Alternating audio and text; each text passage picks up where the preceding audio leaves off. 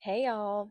So this week, I've been so excited for this because I've been talking with the friends and everybody's been kind of doing a part for me. I asked several people, but only a few pitched in, so that's okay. It's cool. Um, but the ones that did is so good. I cannot wait for y'all to hear this. It's been a busy week. Memorial Day weekend was just crazy, period. Y'all already know that. And then this week well, I was off half the week and then I went back to work and it's just been crazy. So anyway, I cannot wait for y'all to hear this podcast. We've got a few pitch-ins. I sent them some questions. They answered them. So we're just gonna like piece it together and you're just gonna have a listen to. Um, Shout out to my UK friends that have been reaching out to me and asking me to answer some questions from them. I have not forgot you guys. I just had this project in the works already, so I'm throwing it in, and then I promise, before that baby is due, we will have y'all some answers.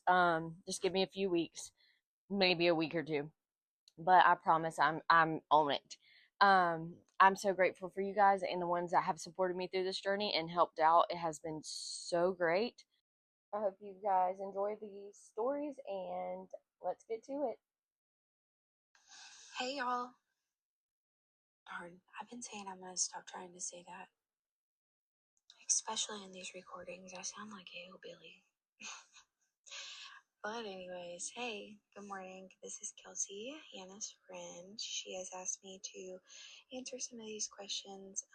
Actually, she provided a bunch of questions, and I'm just gonna run with a couple of them. First things first. What is one thing people don't understand about being a mom?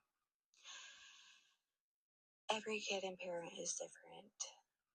This is my child and my responsibility to shape her into who I want her to be. This is my baby, my only opportunity to make sure that she is raised properly with good manners and morals.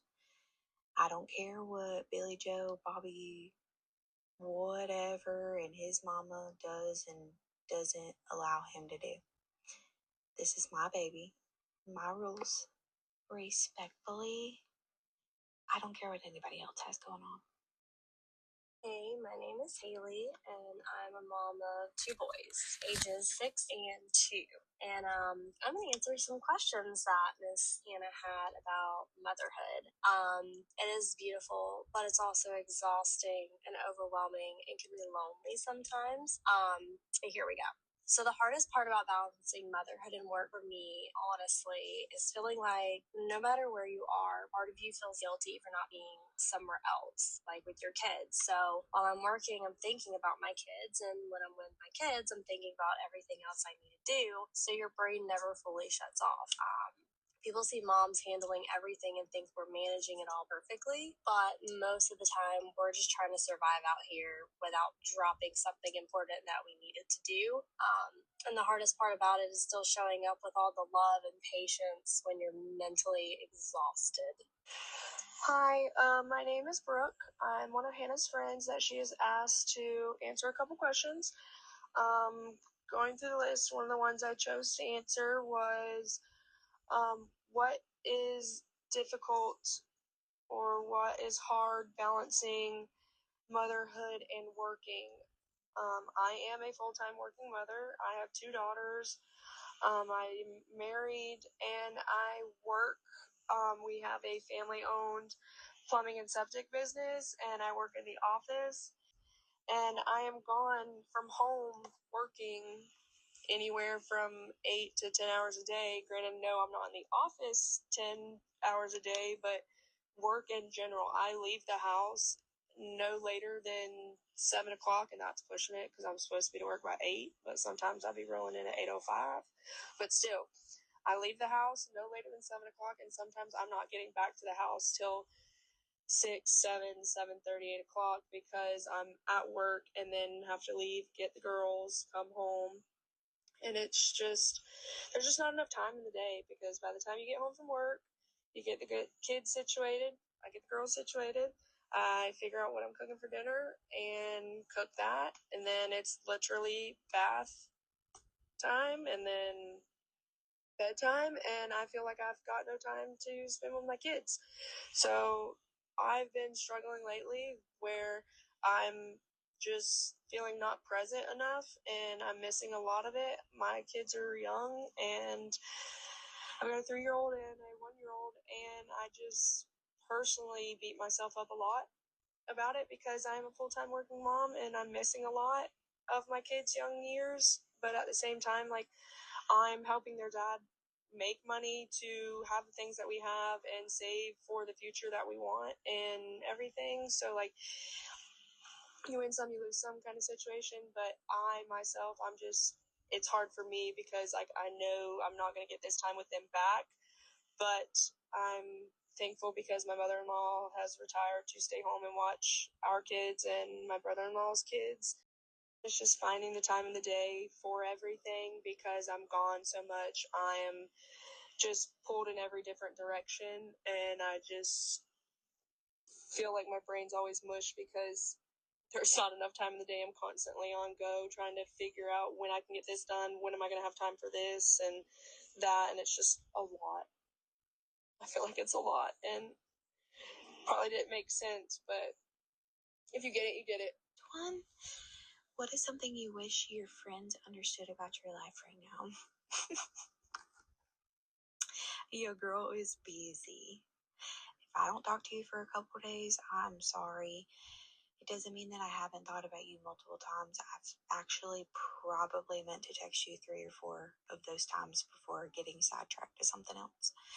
But thankfully, I am blessed with some good people in my corner, and they all know this about me, and they know, understand, and love me through it. So I couldn't ask for much more. Exhausted. Secondly, feeling burnt out when you're trying to do it all. Absolutely. I think moms hit the burnout stage way more than we'd like to admit. We're so used to carrying everything.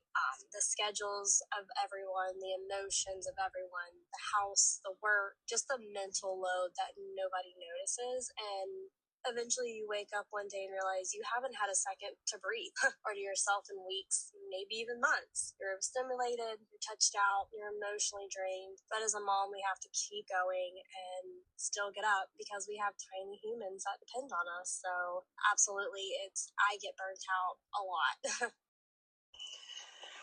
Another question was, what do you miss prior to becoming a mom?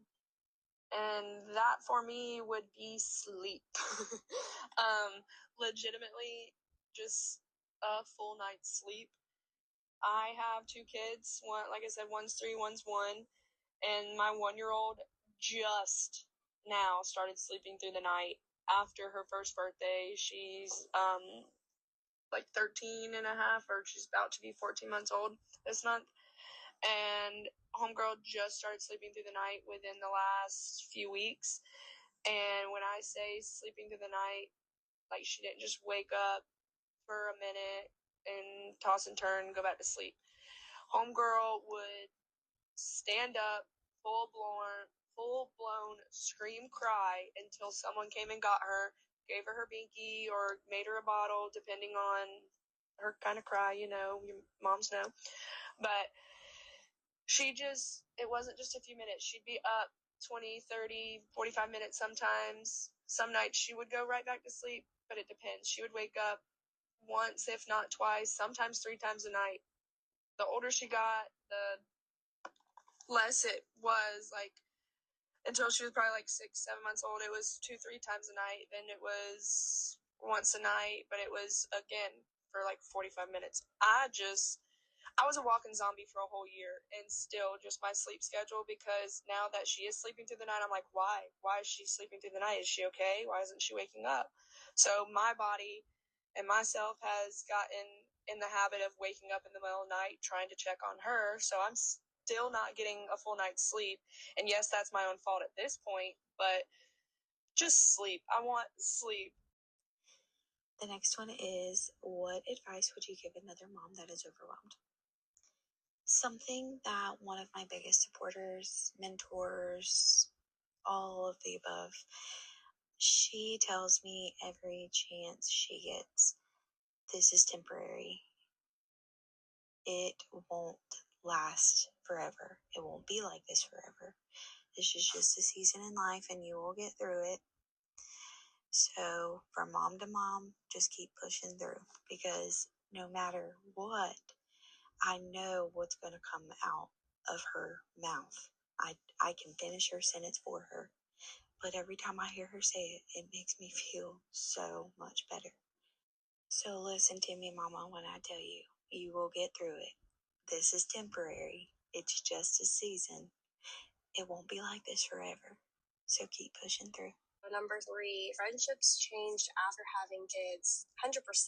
Some friendships for me got stronger, some completely disappeared. I think becoming a mom changes you in a lot of ways. You prioritize differently than you used to. Sometimes people only fit the old version of you and not the mother you.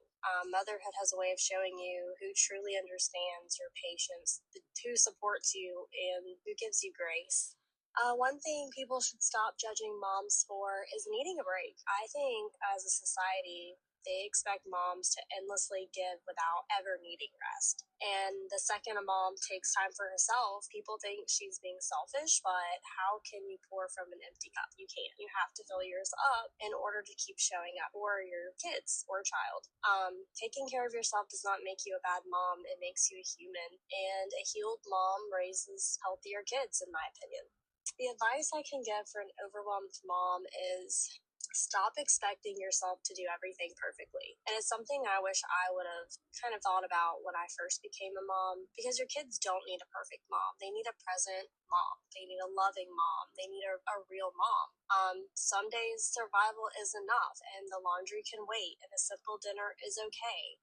You can sit and cry in the bathroom for 5 minutes and breathe. I did that more times than I'd like to admit, but it doesn't mean you're failing. It just means you're carrying a lot and it's okay.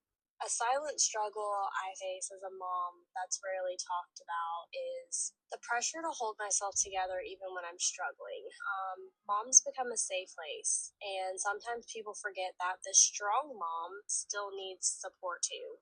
There are moments where I feel mentally exhausted, emotionally drained, touched out, but still expect to show up like nothing's wrong and have a smile on their face and not have an attitude.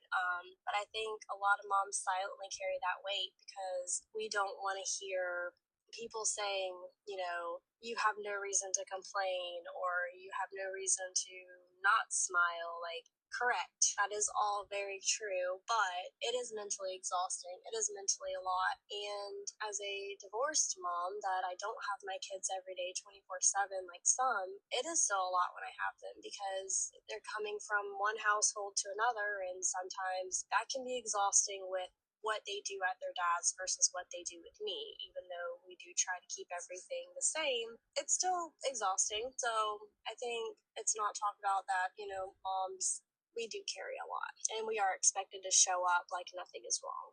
What topic should we normalize talking about as moms, women, and friends?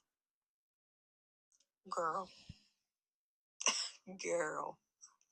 Mean girl energy at this age is gross.